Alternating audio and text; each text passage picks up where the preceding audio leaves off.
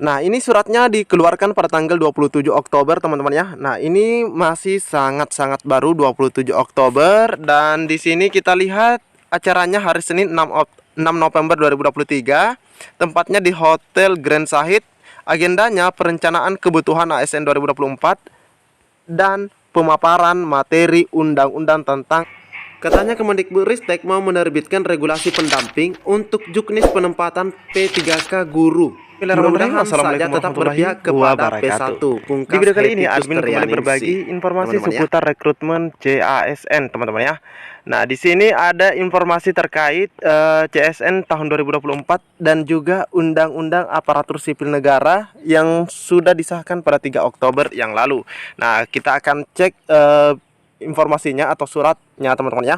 Jadi silahkan disimak videonya dengan baik, jangan di skip agar tidak salah dalam memahami informasi yang admin bagikan ini. Jika ada suara-suara berisik, abaikan saja. Oke, tanpa berlama-lama kita lanjut saja ke info intinya.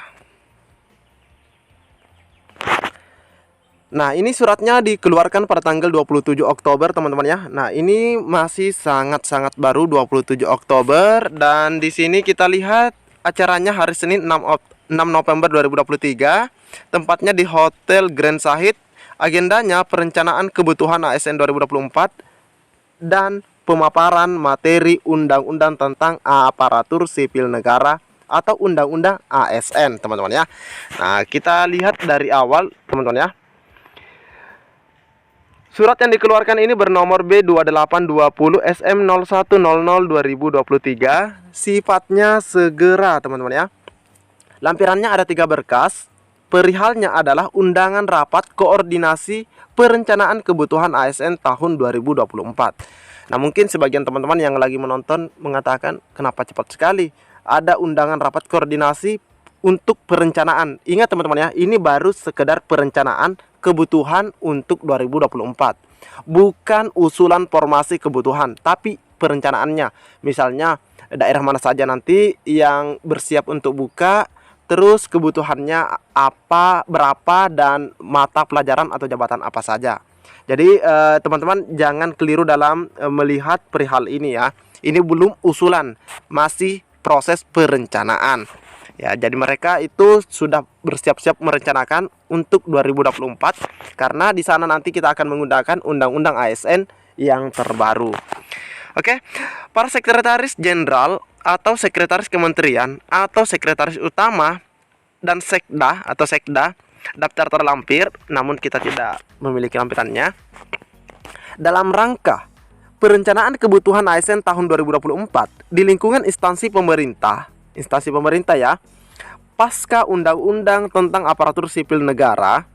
Jelas ya, pasca undang-undang tentang aparatur sipil negara, kami bermaksud menyelenggarakan rapat koordinasi perencanaan kebutuhan ASN tahun 2024 yang akan dilaksanakan pada hari Senin. Jelas ya, 6 November 2023 pukul 8.30 waktu Indonesia Barat sampai dengan selesai. Tempatnya adalah Hotel Grand Sahid Jaya, Jalan Jenderal Sudirman nomor 86 Jakarta. Dan sepengetahuan admin memang hotel ini menjadi tempat favorit lah bagi pemerintah untuk melakukan rakor seperti ini, teman-teman ya. Agendanya ada 2. Pertama adalah perencanaan kebutuhan ASN tahun 2024. Yang kedua adalah pemaparan materi undang-undang tentang aparatur sipil negara. Sehubungan dengan pentingnya acara tersebut, mohon saudara dapat menghadiri kegiatan dimaksud bersama satu pejabat yang membidangi kepegawaian. Sebagai informasi, kegiatan hanya dapat dihadiri oleh 2 orang untuk setiap instansinya, teman-teman ya. Jadi dihadiri oleh 2 orang. Yang satu adalah pejabat yang membidangi kepegawaian. Selanjutnya di sini dihadiri oleh 2 orang untuk setiap instansi pemerintah serta melakukan konfirmasi. Nah, ini melakukan konfirmasi melalui link kehadiran konfirmasi.menpan.go.id paling lambat tanggal 5 November. Paling lambat teman-teman ya, ini sudah mengkonfirmasi 5 November di pukul 12.00. Demikian undangan ini kami sampaikan. Atas perhatian dan kehadiran saudara kami ucapkan terima kasih.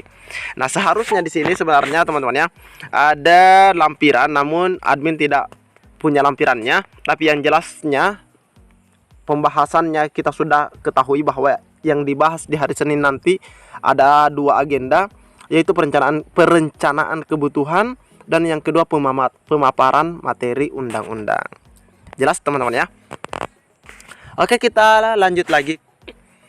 Honorer berjasa SMA ke bawah diangkat P3K paruh waktu. Menteri Anas bersuara. Nah, ini ada lagi informasi katanya yang berijazah SMA ke bawah diangkat P3K paruh waktu atau part time. Menteri Anas bersuara. Informasinya hari ini 31 Oktober teman-teman ya.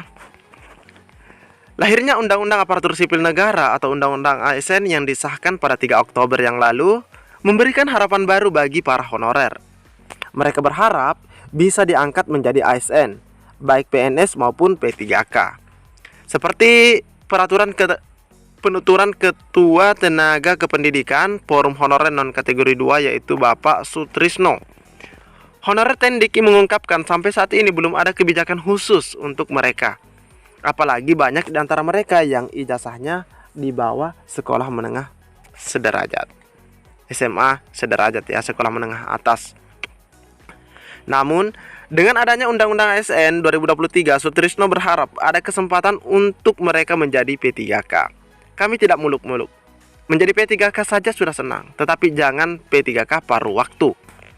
Dia mengatakan, sistem paruh waktu merugikan honorer dengan masa pengabdian panjang. Karena itu, mereka minta pemerintah untuk mengakomodasi seluruh honorer tendik menjadi P3K full time. Jadi ini permintaannya ya, agar diakomodasi masuk ke dalam P3K full time. Sutrisno juga mengimbau agar pemerintah memberikan kesempatan bagi honorer yang ijazahnya di bawah SMA. Walaupun ijazahnya rendah, tetapi kemampuannya sudah setara sarjana. Karena ini mungkin pengalaman teman-teman ya. Kalau boleh untuk honorer dengan masa kerja di atas 10 tahun diberikan kebijakan khusus berupa pengangkatan berdasarkan masa kerja. Guru juga menginginkan itu teman-teman ya. Jabatan teknis lainnya juga menginginkan itu. Mereka diangkat berdasarkan masa kerjanya. Sementara itu, Menpan RB yaitu Bapak Abdullah Aswaranas menyampaikan Undang-Undang ASN baru menjadi salah satu solusi. Jadi jelas ya, Undang-Undang ASN yang baru menjadi salah satu solusi penyelesaian honorer. Sebanyak 2,3 juta honorer akan diselesaikan hingga Desember 2024. Bahkan kalimat Desember 2024 ini tertuang dalam undang-undang itu teman-teman ya. Ini ada bocoran dari salah satu panja. Nantinya para honorer ini akan diselesaikan lewat jalur paruh waktu dan penuh waktu atau full time. Apa saja kriterianya? Menteri Anas mengatakan akan diatur dalam PP-nya. PP atau Peraturan Pemerintah Turunan Undang-Undang ASN. Nanti ada kriteria honorer yang masuk P3K paruh waktu maupun penuh waktu. Ucap Menteri Anas menjawab kepada media JPNN. Dia pun mengisyaratkan tidak semua honorer bisa terakomodasi. Jelas ya. Catat, tidak semua honorer bisa terakomodasi dalam P3K. Sebab dari 2,3 juta honorer ternyata cukup banyak yang bodong. Cukup banyak. Nah, cukup banyaknya itu masih tanda tanya. 100, 200 atau 1000 bahkan mungkin 1 juta. Nah, ini teman-teman ya.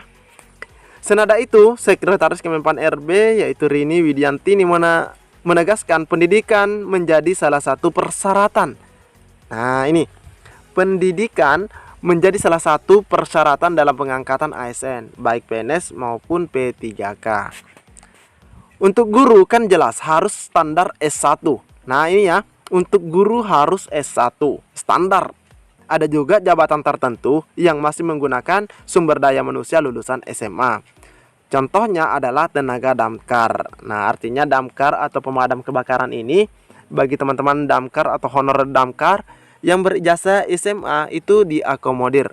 Karena di sini dikatakan bahwa ada juga jabatan tertentu yang masih menggunakan SDM lulusan SMA seperti damkar, tidak ada untuk lulusan SMP dan SD. Jadi permintaan dari Ketua Forum Tendik ya, kalau tidak salah tadi Bapak Sutrisno mengatakan agar yang dibawa ijazah SMA ini diakomodir, sepertinya agak sulit teman-teman ya, karena di sini tidak ada untuk lulusan SMP dan SD. Kalau SMA itu masih ada. Oke teman-teman ya, jadi kita tunggu saja informasi selanjutnya dan siap-siap teman-teman ya di hari Senin. Ya, semoga kita juga dapat bocoran informasinya dan kita share kepada rekan-rekan semua. Instansi mana saja yang diundang ataukah sudah ada bocoran terkait jabatan yang akan direkrut. Oke, assalamualaikum.